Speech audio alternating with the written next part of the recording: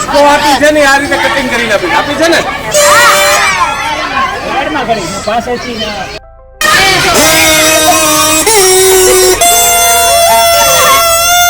આ શું કામ વાગે છે? ચાલો મન કયો આ શું કામ વાગે છે? વાગે છે શું કામ?